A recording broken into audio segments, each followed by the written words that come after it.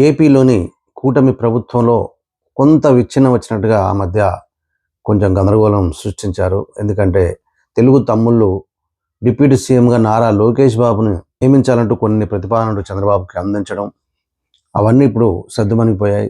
Deputy CM Shri Pawan Kalyan గారు నారా చంద్రబాబు నాయుడుతో సమన్వయంగా ఉంటున్నట్టుగా తెలుస్తోంది.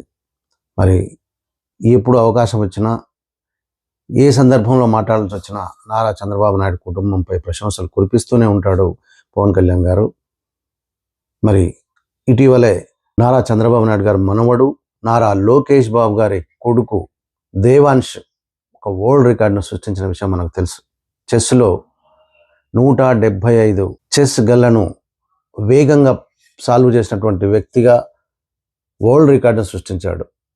ఫాస్టెస్ట్ చెక్మేట్ సాల్వర్గా దేవాంశ్ 11 నిమిషాల 59 సెకండ్లలోనే పూర్తి చేసి వరల్డ్ రికార్డ్ని క్రియేట్ చేసిన విషయం మనకు తెలుసు.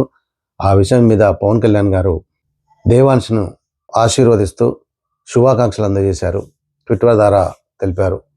మరి ఇవే కాదు, ఇంకా ఎన్నో ఇలాంటి రికార్డులు సృష్టించాలంటూ కూడా దీవించారు. మరి భవిష్యత్తులో గ్రాండ్ మాస్టర్ అవ్వాలని శుభాకాంక్షలు అందజేశారు పవన్ కళ్యాణ్ గారు.